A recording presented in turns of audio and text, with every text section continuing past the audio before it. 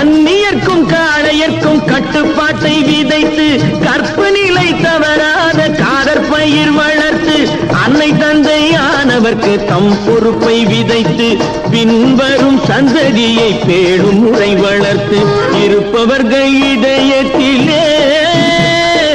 இரக்கமதை விதைக்கணும் இல்லாதார் வாழ்க்கையிலே இன்பப் பயிர் வளர்க்கணும்